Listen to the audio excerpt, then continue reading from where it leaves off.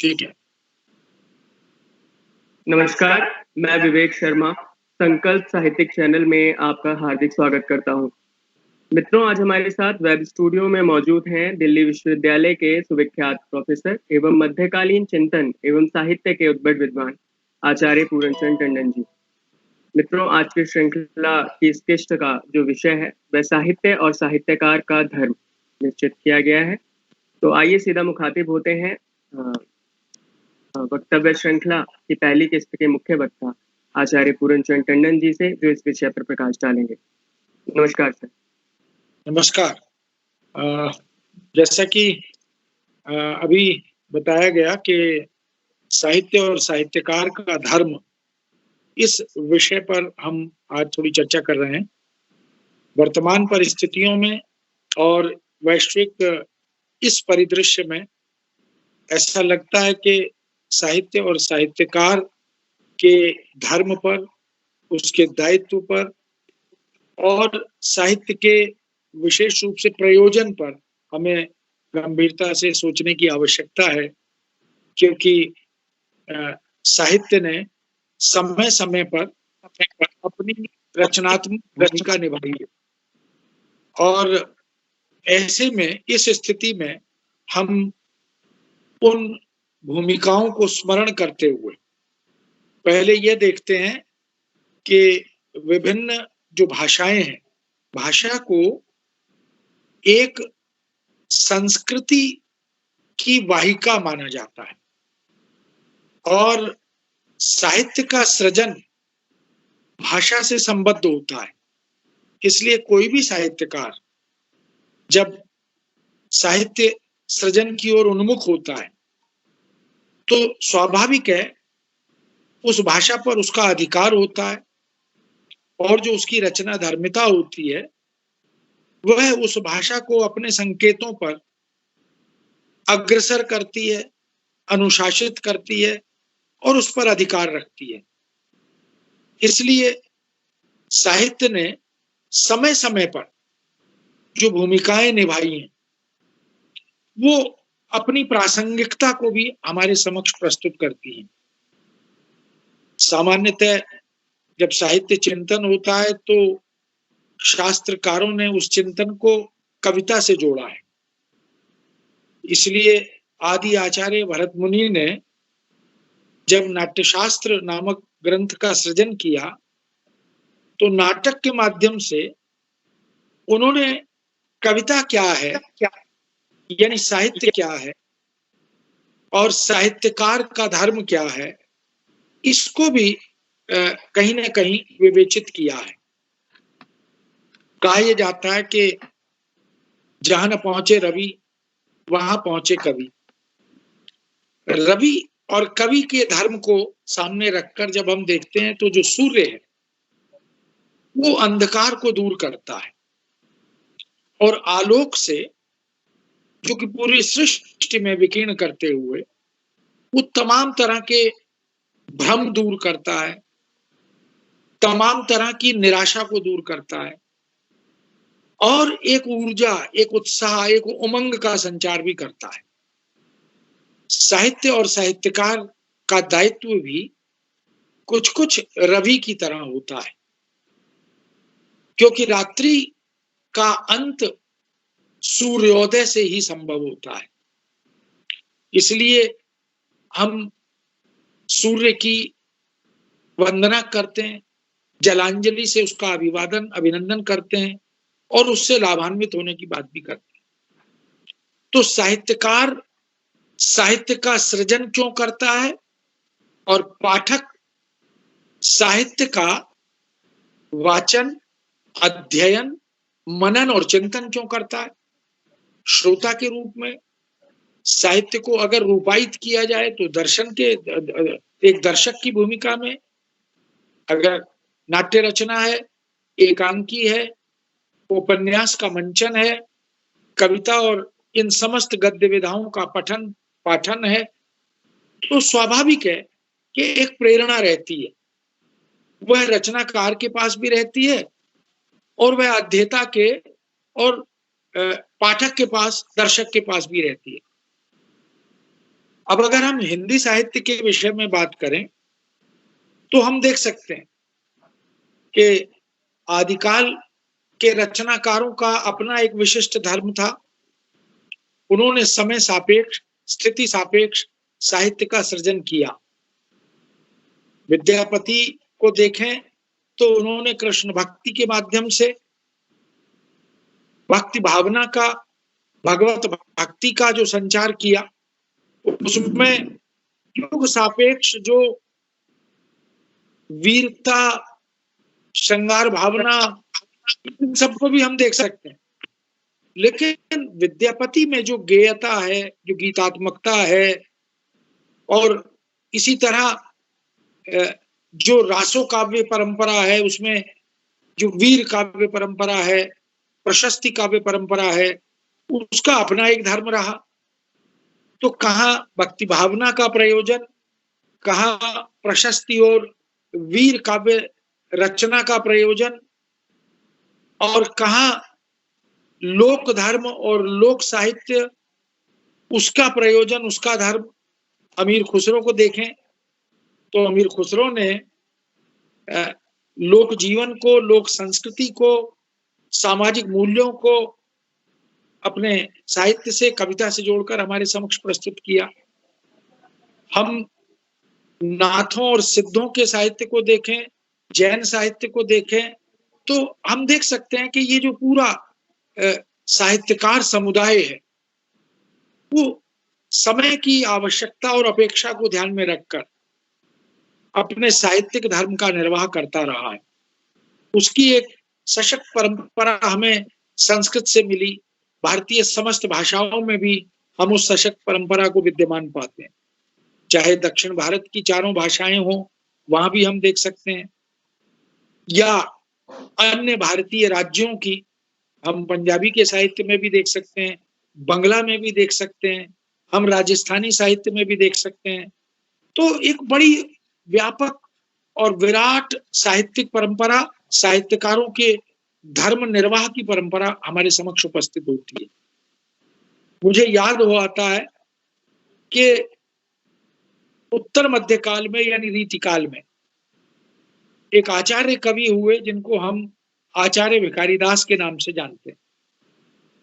भिखारीदास ने कविता और कवि क्या होता है, साहित्य और साहित्यकार क्या होता है, किसे माने, वो क्या करता है, उसकी जिम्मेदारी, उसका समाज और संस्कृति के प्रति, राष्ट्र के प्रति जो दायित्व होता है वो क्या होता है, उसको स्मरण कराया।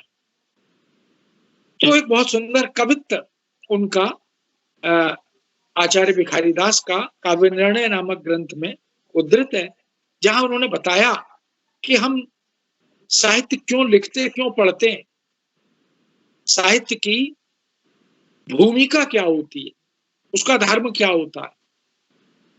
तो इस बहाने उन्होंने जो कवि और जो साहित्यकार हमारे प्रेरक बनकर उभरे, उनका स्मरण कराया। एक लहे तप कुंजन के फल, ज्यों तुलसी अरु सूर गोसाई। एक लहे तप पुंजन के फल, ज्यों तुलसी अरु सूर गोसाई। एक लहे बहु संपत्ति के सब, भूषण ज्यों बरवीर बड़ाई।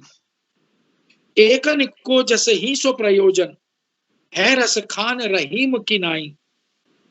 दास कवितन की चर्चा, बुद्धिबंतन को सुख दे सब ठाई। कवि वह है जिसकी कविता पढ़कर, साहित्यकार वह है जिसका साहित्य पढ़कर पाठक को आनंद की अनुभूति हो, उसके विषाद दूर हो जाए, उसके दुख दूर हो जाए, वह एक लोकोत्तर मनोभूमि पर पहुंच जाए। ये साहित्य और साहित्यकार का धर्म है। इसलिए वर्तमान संदर्भों में जहां चारों तरफ निराशा है, जहां चारों तरफ जीवन और मृत्यु के बीच संघर्ष है, वहां साहित्य के पठन पाठन से, श्रवण वाचन से, या साहित्यिक रचनाओं के मंचन आदि से हम अपने इस विषाद को दूर कर सकते हैं। और हम देख रहे हैं बहुत सी रचनाओं का जो साहित्यिक महाकाव्यात्मक विश्व स्तरीय रचनाएं हैं, उनका पुनर्प्रसारण हम टेलीविजन में या विजुअल जो मीडिया है उसमें बार बार पुनः पुनः देख रहे हैं और बार बार आनंदित हो रहे हैं। तो वस्तु स्थिति यह है कि साहित्य को शास्त्रकारों ने शास्त्र के माध्यम से कैसे व्याख्यायित किया। ये कहा कि पृथ्वी और स्वर्ग, इसके बीच एक सेतु बनाने का काम साहित्य और साहित्यकार करता है। इसलिए जो सृष्टि है ये विधाता की सबसे सुंदर काव्य रचना है, ऐसा कहा गया। क्यों? क्योंकि इसमें हर तरह का राग है, हर तरह का विराग भी है, इसमें संगीत भी है, इसमें बांसुरी की मोहिनी शक्ति भी है। हम झरनों में, हम नदियों में, हम पर्वतों में, हम तमाम तरह के पशु पक्षियों की चहचहाहट में उसको अनुभव कर सकते हैं। तो साहित्य वस्तुतः केवल उपदेश मात्र नहीं है। और स्मरण करें, मैथिली शरण गुप्त ने ये बात बहुत सहज रूप में हमारे समक्ष रखी। केवल मनोरंजन ही ना कवि का कर्म होना चाहिए, उसमें उचित उपदेश का भी मर्म होना चाहिए। तो साहित्य केवल कोरा उपदेश भी नहीं है और कोरा मनोरंजन भी नहीं है, वो तो चाशनी में लिपटी हुई एक सामाजिक दवा है।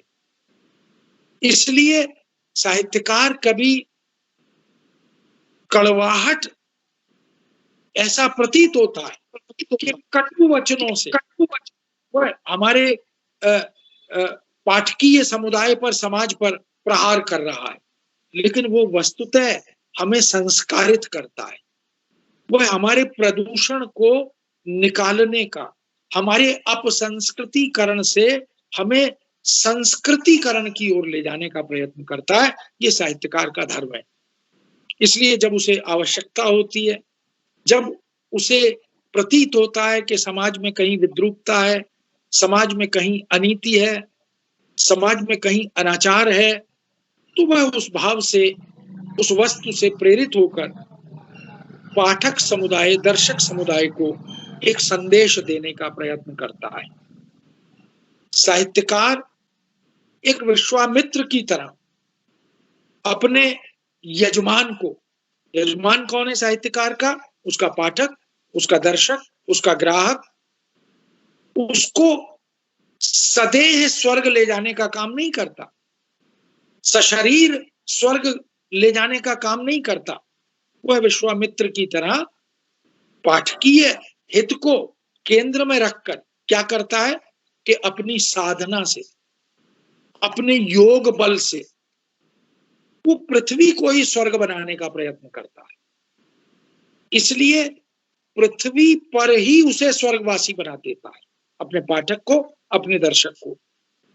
इसीलिए साहित्य पाठक और दर्शक को आकृष्ट करता है, विमुग्ध करता है और उसे स्वर्ग लोक के आनंद से, उस अलौकिक आनंद से जोड़ता है। यही कारण है कि साहित्य शब्द के की जब हम व्याख्या करते हैं, उसकी जब व्युत्पत्ति पर बात करते हैं, तो स्पष्ट प्रतीत होता है कि सहितस्य भाव साहित्यम, जो सहित के भाव को केंद्र में रखकर चलता है। अब वो किसी भी भाषा का साहित्य हो, साहित्य केवल अश्लीलता परोसने का नाम नहीं है। साहित्य केवल यथार्थ को नग्न रूप में चित्रित करने का, उद्घाटित करने का काम नहीं है। हम लोग पाश्चात्य संस्कृति से प्रभावित होकर और अश्लीलता को परोसते हुए, अपसंस्कृतिकरण को परोसते हुए साहित्य को उसके मूल धर्म से हम अलग कर देते हैं। ऐसे बहुत से साहित्यकार इस तरह का काम करते हैं, जो एक चिंता का विषय है। चिंता और चिंतन साहित्यकार दोनों में अंतर करता है। चिंता जो केवल हमें हमारे दुखों से, पीड़ाओं से, आपदाओं से परिचित कराती है, लेकिन उस चिंता से आशा और श्रद्धा की ओर ले जाने का जो चिंतन है, वो आनंद तक ले जाने का एक रचनात्मक प्रयत्न है जो समाधान सुलझाता है। तो चिंतन समाधान के साथ हमारे समक्ष खड़ा होता है और चिंता केवल समस्याओं को उघाड़ कर रख देती है। तो रचनाकार बड़ा वह होता है, जैसे कामायनी के रचनाकार प्रसाद, वो चिंता से निकालकर आशा और श्रद्धा के माध्यम से, कर्म से होते हुए हमें आनंद लोक तक ले जाते हैं, इस पूरी यात्रा का बोध कराते हैं। वो तुलसी जो रामचरितमानस के माध्यम से हमें साहित्यकार का धर्म क्या होता है, साहित्यकार जिन चरित्रों का सृजन करता है वो समाज और संस्कृति के लिए, राष्ट्र के लिए प्रेरक होने चाहिए, वो मूल्यों की प्रतिष्ठा करने वाले होने चाहिए। इसलिए ये जो साहित्य का सहित वाला भाव है ये महत्वपूर्ण है, जिसको विगत कुछ समय में देखा गया कि बहुत सी रचनाओं में और रचनाकारों ने उसे भुला दिया। इसीलिए हमें सोचना पड़ रहा है कि हितेन सह सहितम, जो हित के साथ एक साथ हमारे सामने प्रस्तुत होता है वही साहित्य होता है। और हित किसका? पाठक का, समाज का, राष्ट्रीय नागरिकों का और वैश्विक जीवात्मा का, मानव मात्र का, मानवीय संस्कृति मात्र का। इसीलिए साहित्य की देवी सरस्वती को माना जाता है। मां सरस्वती जो है वो कला और विद्या की देवी है, ज्ञान की देवी है, वो ज्ञान के चक्षु खोलने का काम करती हैं। इसलिए हम उनकी वंदना, उनकी उपासना, किसी भी शुभ अनुष्ठान के प्रारंभ में मां सरस्वती का स्मरण करते हैं, मंगलाचरण करते हैं।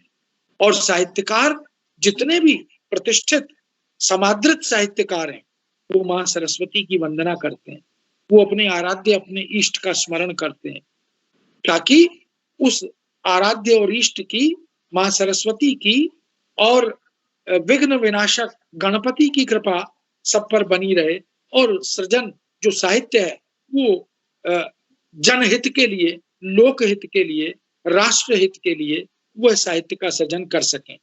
इसलिए साहित्य का अर्थ केवल शाब्दिक अर्थ नहीं है, वह शरीर स्वरूप शब्द और अर्थ स्वरूप आत्मा के योजन का काम करता है, उन्हें जोड़ने का काम करता है। इसलिए साहित्यकार शब्द की साधना करता है और अर्थ को साधने की कोशिश, प्रयत्न करता है। तो वह जो शब्द रूपी शरीर में इस अर्थ रूप आत्मा की प्रतिष्ठा करता है, वह वस्तु को, भाव को सप्रमाण, सप्राण प्रस्तुत कर देता है। इसलिए मानव मात्र के लिए, जीव जंतुओं के लिए, क्योंकि साहित्य में प्रकृति की चिंता भी है, साहित्य में जीव आदि, जंतु आदि की चिंता भी है, पशु पक्षियों की चिंता भी है, हमारे प्राकृतिक संसाधनों की के संरक्षण की चिंता भी है। इसलिए साहित्यकार मूल्यों की प्रतिष्ठा करता है, हमारी परंपराओं में क्या ग्राह्य है, क्या त्याज्य है, इसकी शिक्षा भी देता है, इसका पाठ भी पढ़ाता है। यही कारण है कि साहित्य को साहित्यकारों ने अपने अपने ढंग से समय समय पर संदर्भ के अनुकूल व्याख्यायित भी किया है। क्षमा शोभती उस भुजंग को, जिसके पास गरल हो, उसको क्या जो दंतहीन विषहीन विनीत सरल हो। अब दिनकर क्षमा क्या है, क्षमा की परिभाषा क्या है, उसको व्याख्यायित करते हैं। गांधी ने जब अहिंसा की बात की तो कायरता, अहिंसा का अर्थ कायरता नहीं है, लेकिन सामान्यतः लोगों ने उसका वो अर्थ ग्रहण कर लिया। इस दृष्टि से हम देखें कि साहित्य का सृजन होता क्यों है, कोई भी कवि क्यों साहित्य का सृजन करता है। मैथिलीशरण गुप्त ने कहा, कोई कवि बन जाए सहज संभाव्य है, राम तुम्हारा नाम स्वयं ही काव्य है। कि राम का तो नाम ही कविता है, इसलिए जो राम को स्मरण करता है, यानी आराध्य को, इष्ट को स्मरण करता है, वो तो लोक नायक है, वो तो राष्ट्र नायक है, वो तो विश्व नायक है। तो ऐसे चरित्र हमारी संस्कृति, हमारी सभ्यता और हमारे साहित्य के, जिनको हम राम और कृष्ण के नाम से जानते हैं, ऐसे नाम ही कवि बनने की प्रेरणा दे देते हैं, कवि धर्मा बना देते हैं। तो किस किस तरह से कविता के, साहित्य के प्रयोजन पर भी विचार किया और उसी के माध्यम से साहित्य की जो रचना धर्मिता है, उसमें निहित धर्म को भी व्याख्यायित करने का प्रयत्न किया। अब ये जो प्रेरणा है साहित्य की, या जो धर्म है साहित्य का, वो दो प्रकार का है। एक तो आंतरिक धर्म है और एक बाह्य धर्म है। जो साहित्यकार है वो सृष्टा होता है और वो अपनी दृष्टि से साहित्य का सृजन करते हुए एक विशिष्ट प्रयोजन को सामने रखकर चलता है, चाहे वो कविता हो, उपन्यास हो। प्रेमचंद ने गोदान का सृजन किया, तो एक उद्देश्य था, एक साहित्य की धर्म चेतना थी, जिसके माध्यम से वो कृषि जगत की समस्याओं को, जो भारतीय समाज जिसका सामना कर रहा है, जिस चुनौती से जूझ रहा है, उसको उजागर किया। अभी इन दिनों में जो हम देख रहे हैं स्थितियां पूरे विश्व में, प्राकृतिक आपदा, एक महामारी जिसका सामना कर रहे हैं, तो जो साहित्य सृजन हो रहा है, जो कविताएं, कहानियां, संस्मरण, व्याख्यान आदि हो रहे हैं, वो सब इस तात्कालिक वैश्विक समस्या के परिप्रेक्ष्य में वो उत्साह का संचार करते हुए, इस भय और आतंक से बाहर निकालने की प्रेरणा देते हुए, तमाम तरह से रचना धर्मिता का निर्वाह हम चिंतक विचारकों के रूप में करते हुए देख पा रहे हैं। इसलिए साहित्य आनंददायक माना गया, क्योंकि साहित्य पढ़ने से जो हमारा कालुष्य है, चित्त का मालिन्य है, वो धुल जाता है। जो भय, जो डर है, उससे हमें मुक्ति मिल जाती है। इसलिए वो रसास्वादन का काम भी करता है, मनोरंजन भी करता है और रसास्वादन का कार्य भी करता है। यही कारण है कि कविता को ब्रह्मा आस्वाद सहोदर भी कहा गया। जो आनंद ईश्वर की भक्ति में मिलता है, वही आनंद कविता के पठन, वाचन, श्रवण में भी मिलता है। ये ब्रह्मा आस्वाद सहोदर, सह उदर, एक ही पेट से दोनों पैदा हुए हैं, इस तरह की व्याख्या हमारे यहाँ साहित्यकारों में, शास्त्रकारों में बार बार की भी गई है। और चाहे आचार्य विश्वनाथ हो, चाहे भामा हो, उन्होंने जब धर्म, अर्थ, काम, मोक्ष की प्राप्ति को साहित्य और साहित्यकार के धर्म से जोड़ा, चतुष्पुरुषार्थ की चर्चा की, तो बार बार यही कहा कि साहित्यकार केवल यश और कीर्ति के लिए साहित्य का सृजन नहीं करता। यश और कीर्ति भी उसका एक उद्देश्य होता है। यशस्वी बनना चाहता है, उसकी रचना उसे कालजयी बना देती है। वह सशरीर रहे या ना रहे, लेकिन उसकी रचना उसे पाठक वर्ग में, राष्ट्रीय समुदाय में, वैश्विक समुदाय में जीवित रहे। वैश्विक समुदाय में हम तुलसी को आज भी बड़े मनोभावों से, सशब्द भाव से पढ़ते भी हैं, याद भी करते हैं। ऐसे कालिदास को, भवभूति को, वाल्मीकि को हम देख सकते हैं कि बड़े बड़े विश्व स्तर के रचनाकार, कवि, लेखक, नाटक, गद्यकार हमारी भारतीय भाषाओं में हुए, वो सब आज अगर सशरीर न होकर भी हमारे बीच, हमारे शिक्षा जगत में संस्कृत विद्यमान है, तो अपनी रचनाओं के कारण। यही साहित्यिक धर्म है जो उन्हें जीवित रखता है। तो कीर्ति कवि को निश्चित रूप से उसके न रहने पर भी हमारे बीच विद्यमान रखती है, बनाए रखती है। उसकी जो प्रीति है, उसका जो प्रेम है, किसके प्रति? अपने पाठकों के प्रति, अपने देश के प्रति, अपनी संस्कृति के प्रति। क्योंकि जो रचनाकार होता है वो सांस्कृतिक मूल्यों का आख्याता भी होता है, प्रतिष्ठापक भी होता है, उनकी पुनर्व्याख्या भी करता है, उनकी संदर्भ सापेक्ष व्याख्या भी करता है। इसीलिए उसे हम सहृदय मानते हैं। साहित्यकार सहृदय होता है, और सहृदय का सीधा अर्थ है जो दूसरे के दुख में दुखी हो और दूसरे के सुख में सुखी हो। ये जो दुख और सुख की समानुभूति है, ये साहित्य और साहित्यकार का धर्म है। हम राग से, द्वेष से, ईर्ष्या से अपने पाठक को, अपने दर्शक को बाहर कर देते हैं, निकाल देते हैं, उससे मुक्त कर देते हैं उससे। इसलिए ये जो तमाम तरह की कलात्मक अभिव्यक्तियां हैं, चित्रकला, मूर्ति कला, नृत्य कला, गायन कला, संगीत कला, स्थापत्य कला, इन कलाओं में जो रसबोध होता है, इन कलाओं में जो सहृदयता, जो संवेदनात्मक बनाने की क्षमता और कला होती है, वह उस रचनाकार के धर्म को रेखांकित करती है।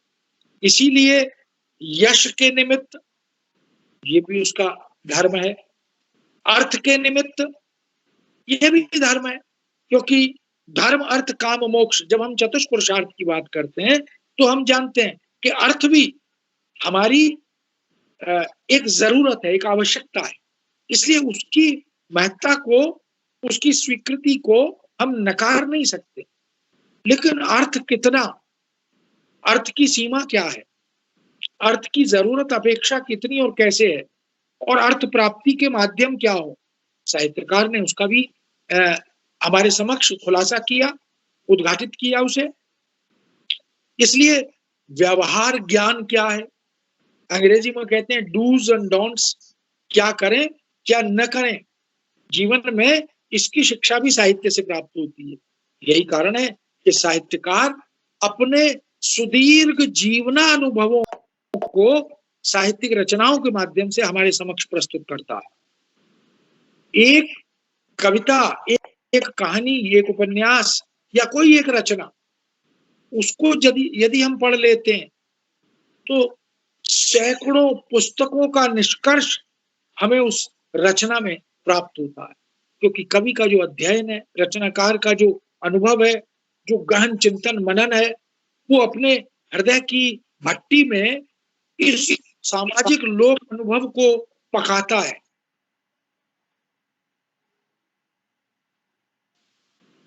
और फिर उसे पकाकर तैयार करके एक नई सृजनात्मक अभिव्यक्ति के माध्यम से प्रस्तुत करता है।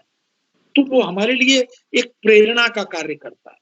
इसलिए यश की बात करें, अर्थ की बात करें, व्यावहारिकता की बात करें, और इस सब के साथ साथ साहित्य और साहित्यकार का धर्म क्या है? अनिष्ट निवारण की कामना।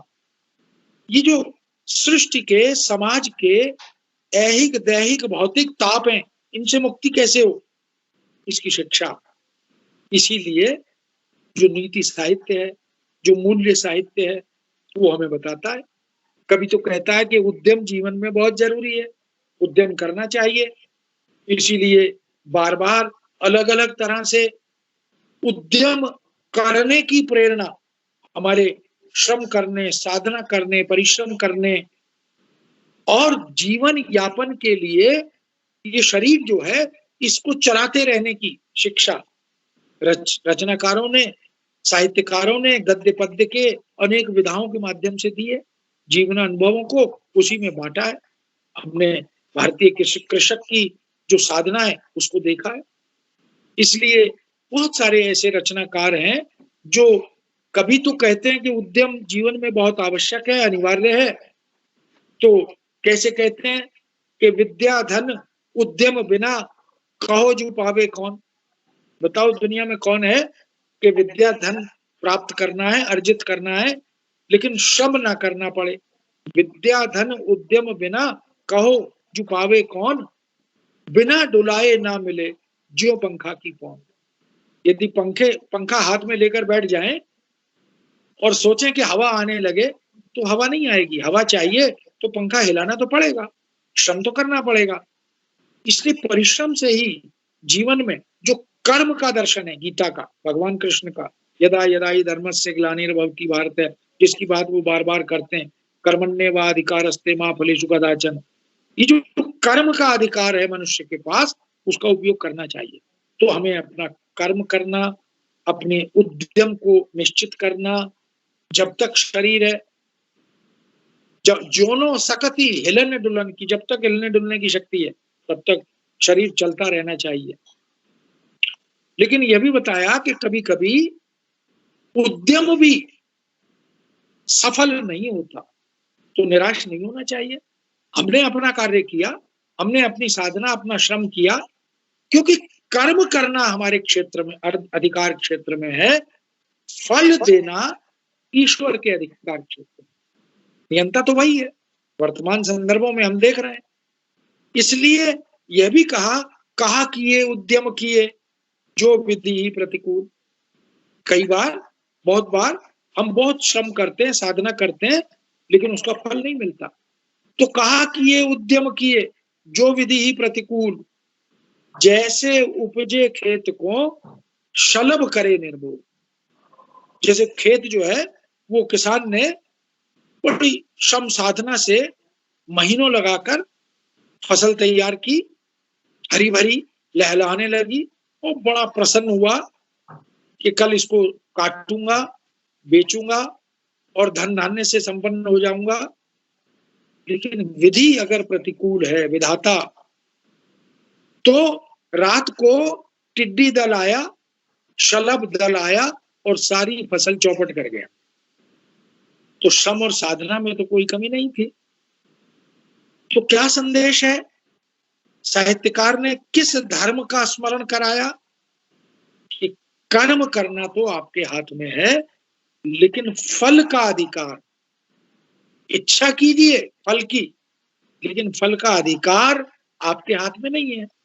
इसलिए यदि इस बार कर्म फल प्राप्त नहीं हुआ तो फिर से नए सिरे से कर्म करेंगे ताकि उसका फल हमें प्राप्त हो। ये जो प्रेरणा है, ये साहित्य के और साहित्यकार के धर्म से जुड़ी हुई प्रेरणा है।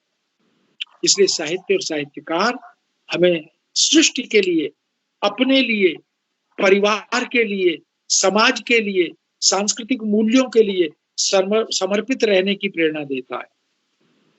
और यह भी कहा गया कि जो साहित्यकार जिस साहित्य का सृजन करता है वह कांता सम्मत उपदेश की तरह होता है। कांता सम्मत उपदेश यानी जैसे प्रेयसी अगर कोई संदेश देती है तो उसका तत्काल प्रभाव होता है। प्रियतमा के संदेश का असर प्रेम पात्र पर बहुत द्रुत गति से, तीव्र गति से, प्रभावी रूप से होता है। तो साहित्य कांता सम्मत उपदेश की तरह होता है, जो हमारे मर्म को, जो हमारे हृदय की भावनाओं को संस्पर्श करते हुए हमें प्रेरित करता है। तुलसी ने तो कई स्थलों पर कहा कि मैं तो स्वांतः सुखाय कविता करता हूं। कविता का सृजन कवि के अपने लिए तो सुखकारी होता ही है। स्वांतः सुखाय तुलसी रघुनाथ गाथा, तुलसी ने लिखा रामचरितमानस में। लेकिन वह जो स्वांतः सुखाय है वो सभी के सुख की कामना के साथ आगे बढ़ता है। वो स्वार्थ केंद्रित स्वांतः सुखाय नहीं है, वो तो जनहित, परहित, लोकहित उससे जुड़ा हुआ। तो मेरा सुख सबका सुख हो जाता है। जो प्रसाद ने कामायनी में मनु के माध्यम से कहा नहीं, औरों को हंसते देखो मनु। तो ये जो समस्त को इतना व्यापक कर लीजिए कि वो सबका सुख बन जाए। इसीलिए तुलसी ने अपनी रचनाओं के माध्यम से या अन्य रचनाकारों ने समय समय पर हमें साहित्य क्या है, साहित्य की गुणवत्ता, मूल्यवत्ता, लोक धर्मिता ये क्या है, इसकी तरफ प्रेरित किया, इंगित किया।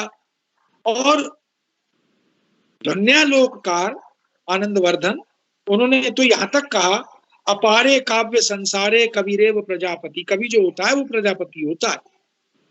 इसलिए जैसे प्रजापति सृष्टि के विधाता हैं, ऐसे ही कवि भी अपनी कविता से, अपने साहित्य से रचनाकार एक नई सृष्टि करता है, एक रचना करता है, और वो उसका एक संसार जो होता है वो केवल उसी का नहीं रहता, वो सबका हो जाता है। इसीलिए आचार्य भरत मुनि ने नाटक के परिप्रेक्ष्य में जब साहित्य को, कविता को व्याख्यायित किया, तो कहा कि जो थका मांदा सांसारिक व्यक्ति है, भौतिक जीव है, उस थके मांदे, हताश निराश सांसारिक भौतिक जीव की पीड़ा को, उसके विषाद को, उसके दुख को दूर करने का, उसके परिहार का कार्य साहित्य करता है। अब ये जो साहित्य के धर्म को हमारे समक्ष प्रस्तुत किया और कल्याण की कामना को हमारे साथ जोड़ता है, अपना कल्याण और समाज का। हमारे साथ जो संबद्ध है, वो मित्र है, वो पारिवारिक है, वो सामाजिक है, वो राष्ट्रीय है, उन सबके कल्याण। अब वो हमारा धर्म क्या है इसकी शिक्षा देता है, हमारे बौद्धिक विकास से हमें जोड़ता है, हमारी चेतना को जागृत करता है। इसीलिए जो लोक कल्याण है वो महत्वपूर्ण बन जाता है। तो भरत मुनि की बात करें या उनके बाद के शास्त्रीय चिंतन करने वाले आचार्यों की बात करें, सबने अपने अपने ढंग से साहित्य और साहित्यकार के धर्म की ओर संकेत किया। यश, संपत्ति लाभ, आनंद प्राप्ति, विपत्ति विनाश, अपने दुख से मुक्ति की प्रेरणा भी साहित्यकारों ने दी। तुलसीदास ने हनुमान बाहुक लिखा। हनुमान बाहुक, ये जो बाहु रोग हो गया था, उससे मुक्त होने के लिए संकट मोचक हनुमान का स्मरण किया, उनकी भक्ति में 44 छंद लिखे, और वो जो रचना है वो जब प्रारंभ हुई और जब तक संपन्न हुई, उनको उस रोग से मुक्ति मिल गई। ऐसा रीतकाल के कवि पद्माकर के विषय में भी एक कथन मिलता है कि उन्हें कुष्ठ रोग हो गया था, कोढ़ हो गया था। उस कुष्ठ रोग से मुक्ति के लिए उन्होंने गंगा लहरी लिखी। गंगा जो सबके मालिन्य को, कालुष्य को, पापों को धो देती है, वो किसी संत की प्रेरणा से उन्होंने गंगा की स्तुति की और गंगा लहरी नामक एक बड़ी सुंदर, बड़ी रोचक, बड़ी प्रेरक रचना लिखी। रीतकाल का कवि इस रचना को लिख रहा है। तो कब हम कैसे अपने आराध्य को, अपने इष्ट को स्मरण करें, दुख में उसकी कृपा की कामना करें, याचना करें, भक्ति करें, वंदना करें, ये भी साहित्य और साहित्यकार का धर्म है। हमारी आस्था को, हमारे विश्वास को हम पूरे मध्यकालीन युग और समाज को भारतीय परिप्रेक्ष्य में देख सकते हैं। वो जो अराजकता थी, वो जो विनाशकारी स्थितियां थी, आज भी हम समाज में, दुनिया में उसी तरह की स्थितियों को देख रहे हैं। किस तरह से जीवन और मृत्यु के संघर्ष से मानव मात्र जूझता हुआ दिखाई दे रहा है। तो साहित्य का और साहित्यकार का ये धर्म है तो वह हमारी आस्था को प्रबल करे, हमारे भीतर का जो विश्वास डगमगाने लगा है उसको पुनर्जागृत करे, और प्रकृति का जो शोषण मानव मात्र ने आंख बंद करके किया है, जो प्रकृति को उसका वांछित स्थान चाहिए था, उस पर अतिक्रमण मनुष्य और इस मानवीय भौतिक व्यवस्था ने कर लिया है, वो प्रकृति अपने उस स्थान को वापस प्राप्त करना चाहती है। हमने नदियों को नदियां नहीं रहने दिया, हमने पर्वतों को पर्वत नहीं रहने दिया, हमने तमाम प्राकृतिक संसाधनों का जी भरकर शोषण किया, तो हम उसके खामियाजे, उसके नुकसान भुगत रहे हैं। इन सब बातों को समय समय पर हम देख सकते हैं कि रचनाकारों ने जब जब अवसर आया उनका स्मरण कराया और बताया कि हम कौन थे, क्या हो गए और क्या होंगे अभी, आओ बैठे विचारें ये समस्याएं सभी। ये सोचना पड़ता है और साहित्यकार हमें स्मरण कराता है कि हमारी सामाजिक भूमिका क्या है, हमारी सांस्कृतिक और राष्ट्रीय भूमिका क्या है, हमारी धार्मिक चेतना क्या है, हमारा अध्यात्म क्या है, हमारा योग दर्शन क्या है। हमारे संतों ने हमें योग से, हमें साधना से जोड़ा। इस शरीर को स्वस्थ रखना है तो योग की साधना बहुत आवश्यक है। आज हम उसी योग साधना की शरण में फिर से जा रहे हैं।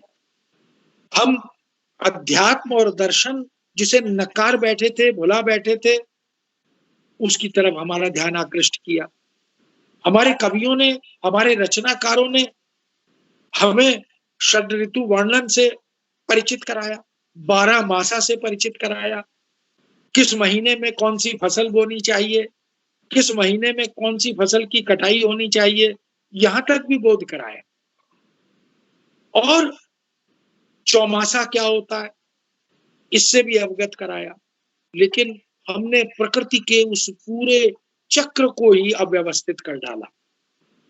तो ये जो मानव का लोभ है, धनार्जन की लिप्सा और लालसा है, इसने भुला दिया कि हम कौन थे।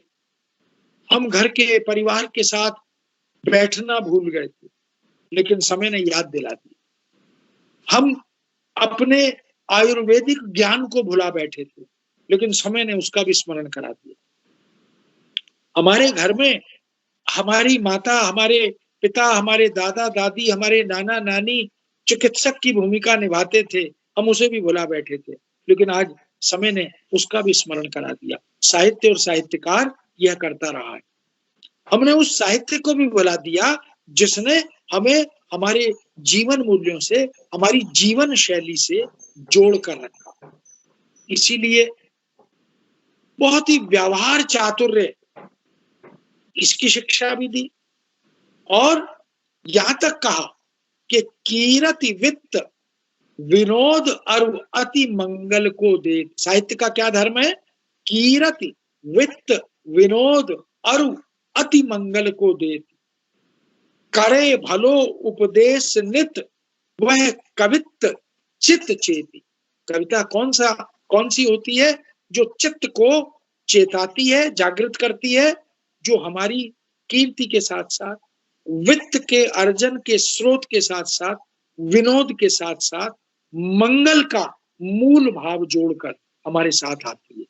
इसलिए मंगल, कल्याण पाठक का, समाज का, यह साहित्य के मूल में हमेशा से रहा है। यही कारण है कि चाहे पाश्चात्य संस्कृति की बात करें या भारतीय साहित्य संस्कृति की बात करें, सभी ने शिक्षा को, ज्ञान को, आनंद को, लोकहित को केंद्र में रखा, पर हमने तात्कालिक परिस्थितियों के प्रलोभन में उन्हें भुला दिया। यही कारण है कि समय समय पर ये संकट आते रहे। हम विलासी हो गए, हम भोगी हो गए, हमने अपने दायित्व से विमुख होकर अपनी जिम्मेदारियों को छोड़ दिया, भुला दिया। ये बात रचनाओं के माध्यम से रचनाकार हमारे समक्ष प्रस्तुत करते रहे। सिखों के दशम गुरु गुरु गोविंद सिंह, उन्होंने चंडी चरित लिखा और ये बोध कराया कि जब जब देव संस्कृति विलासिता में निमग्न हुई तो असुरी वृत्ति प्रधान हो गई और असुरों ने उस विलासिता में निमग्न देव संस्कृति पर आक्रमण किया और उन्हें पराजित कर दिया और उनसे सारा धन, वैभव, ऐश्वर्य छीन लिया। और फिर वो शक्ति का आह्वान करने के लिए शक्ति की शरण में जाते हैं और फिर शक्ति उनकी सहायता करने के लिए आती है। जब तक हम इन तमाम अपनी आंतरिक दुर्वृत्तियों से जूझेंगे नहीं, संघर्ष नहीं करेंगे, उन्हें पराजित नहीं करेंगे, उन पर आक्रमण करके विजय हासिल नहीं करेंगे, तब तक हम इस अपनी सत्ता को पुनः प्रारंभ नहीं कर पाएंगे, हासिल नहीं कर पाएंगे। अब ये साहित्य और साहित्यकार प्रतीकों के माध्यम से हमारे समक्ष प्रस्तुत करता चलता है, उसे राष्ट्रीय और जातीय चेतना के माध्यम से हमारे समक्ष प्रस्तुत करता चलता है। इसलिए ये देव जाति के लोग जो अलग अलग विलासिता में निमग्न थे, उन्हें एकत्रित होने की प्रेरणा भी दी, तो ये भी साहित्यकार का धर्म है।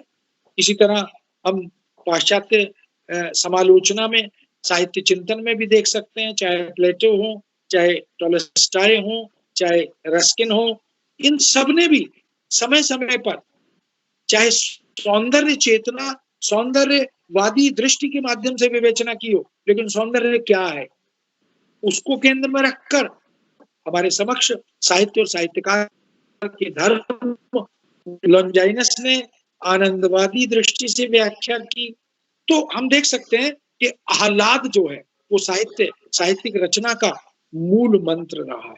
पाठक को, दर्शक को यदि साहित्य और साहित्यकार आह्लादित नहीं करता, या वो किसी भी दृष्टि से उसकी चर्चा करता है, तब तक वो साहित्य के धर्म का निर्वाह नहीं कर पाता। इसीलिए जो रचनाकार होता है वो रचना का सृजन करते हुए बहुत सारे बिंदुओं को ध्यान में रखता है, और ये जो पारंपरिक साहित्यिक प्रयोजन है, ये जो साहित्य की प्रेरणाएं हैं, ये ईश्वर प्रदत्त हैं।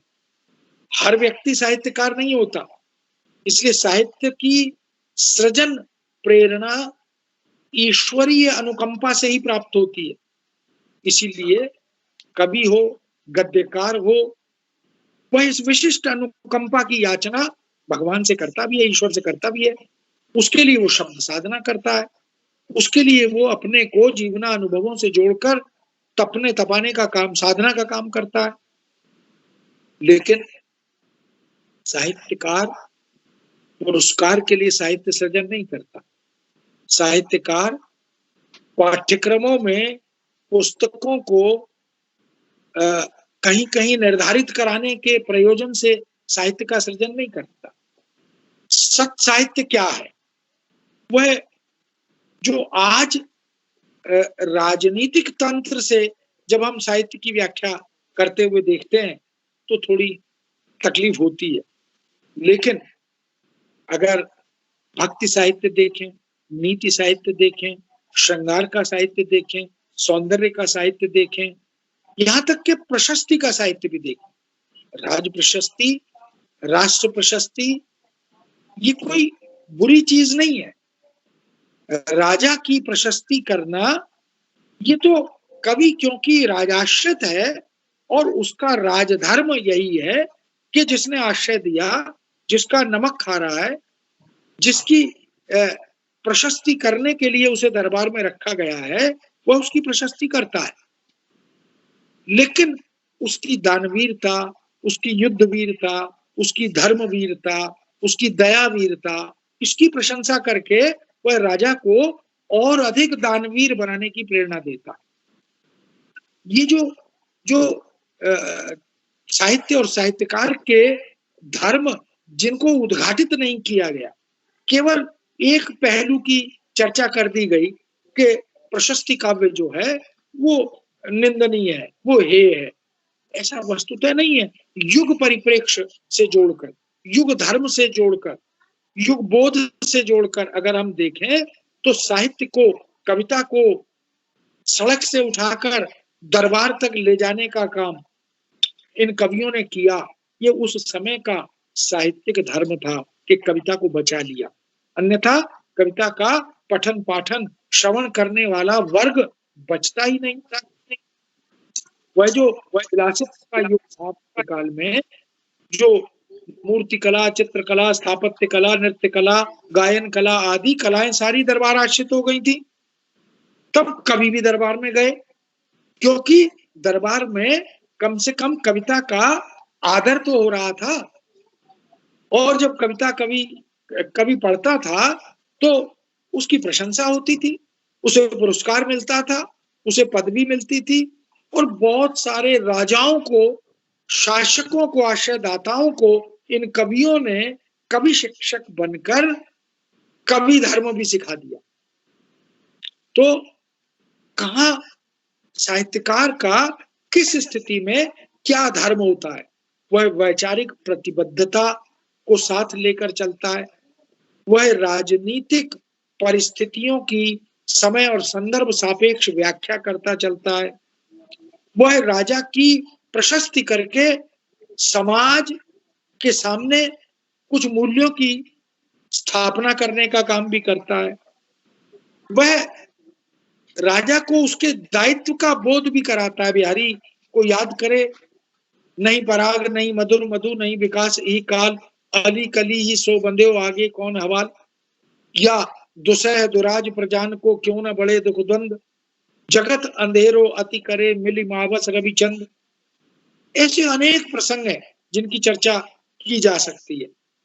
साहित्य का धर्म या साहित्यकार का धर्म मात्र राग द्वेष, षड्यंत्र, कुंठा, अश्लीलता, वासना, सेक्स इसको परोसना नहीं है।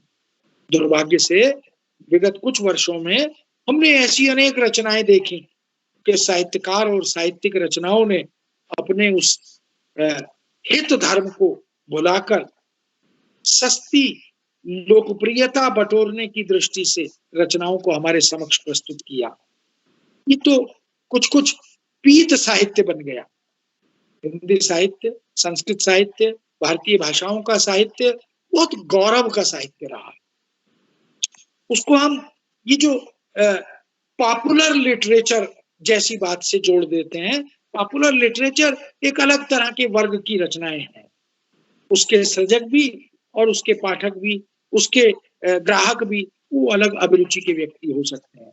लेकिन साहित्य हमें स्वार्थ के धरातल से उठाकर परहित और लोकहित के धरातल पर ले जाता है।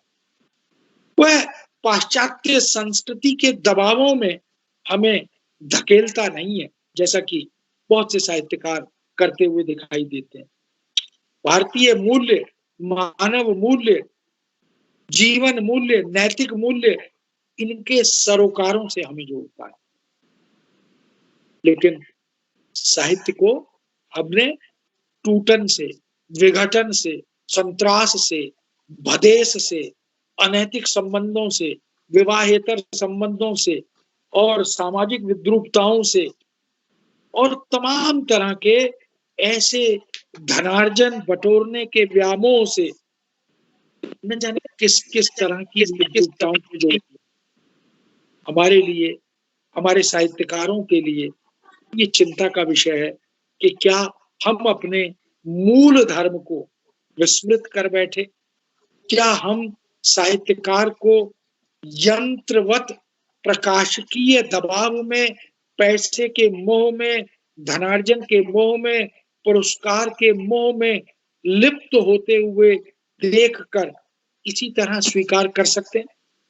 साहित्यिक लेखन के प्रकाशन, विक्रय के तंत्र का दबाव, ये तमाम चीजें हमें इस बात की ओर विचार करने के लिए प्रेरित कर रही हैं कि हम साहित्य के उस मूल धर्म को, साहित्यकार के उस मूल दायित्व को पहचाने। आज आवश्यकता है साहित्य को, जो कि एक प्रबंधन बन गया, एक मैनेजमेंट बन गया है। इस प्रबंधन के शिकंजे से साहित्य और साहित्यकार को निकालना होगा और उसे, उसके धर्म को, उसकी चेतना को याद कराना होगा कि वो तोड़ती पत्थर, वो भिक्षुक जैसी रचना, वो सरोज स्मृति जैसी रचना, निराला ने अपने जीवन के दुख को भी किस तरह हमारी संवेदना से जोड़ दिया। प्रसाद ने नाटकों के माध्यम से राष्ट्रीय गौरव को, हमारी अतीत की जो सांस्कृतिक एक धरोहर है, उसको कैसे साहित्य की रचनाओं से जोड़ दिया। कालिदास ने कैसे अभिज्ञान शाकुंतलम के माध्यम से अपनी सौंदर्य दृष्टि को हमारे समक्ष प्रस्तुत कर दिया। ये तमाम तरह की रचनाएं जो हमें प्रेरित करती हैं और ये बताती हैं कि हमें एक बार फिर से विचार करना होगा कि साहित्य क्या है, साहित्यकार का धर्म क्या है और साहित्यकार के मूल्य क्या है। तभी हम समाज के समक्ष जिस साहित्य का सृजन कर रहे हैं उसकी स्वीकृति को, उसकी पठनीयता को फिर से बरकरार कर पाएंगे। आज हम देख रहे हैं कि अच्छी रचनाएं कम दिखाई दे रही। आज उन रचनाओं की, कालजयी रचनाओं की क्या कारण है कि विगत कई वर्षों में कोई तुलसीदास, कोई सूरदास, कोई घनानंद, कोई प्रसाद, जयशंकर प्रसाद, कोई भारतेंदु हरिश्चंद्र फिर से पैदा नहीं हुआ। ये जो तात्कालिक रचना धर्मिता है, इसके सृजन पर हमें फिर से विचार करना होगा कि आज देश को, समाज को, विश्व को किस तरह के साहित्य की आवश्यकता है। क्योंकि पुस्तक जो होती है, साहित्य जो होता है, वह व्यक्ति का सबसे घनिष्ठ और आत्मीय मित्र होता है। वह एकांत में हमें सृष्टि का बोध कराता है और सबके बीच में रहकर एकांतवास का अनुभव कराता है। इसलिए मुझे लगता है कि हमें साहित्य और साहित्यकार के धर्म को इन परिप्रेक्ष्यों में देखने की आवश्यकता है, पुनर्विचार करने की आवश्यकता है। तो अभी आज इस चर्चा को यहीं विराम देते हैं, फिर नए विषय के साथ हम समक्ष आपके उपस्थित होंगे। आज्ञा दीजिए। नमस्कार।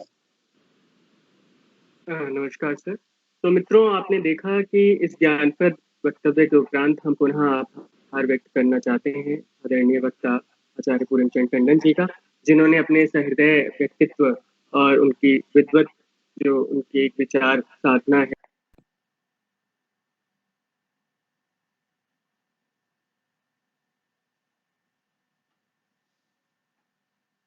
जो उनका चिंतन है, उससे हमें समृद्ध करने का प्रयास किया। इसके लिए हम आपका तहे दिल से आभार व्यक्त करते हैं। और मित्रों, संकल्प साहित्यिक चैनल से जुड़े रहने के लिए इसे लाइक और सब्सक्राइब करना ना भूलें। साहित्यिक विषयों पर चर्चा परिचर्चा का यह दौर निरंतर जारी रहेगा। तब तक के लिए धन्यवाद। नमस्कार।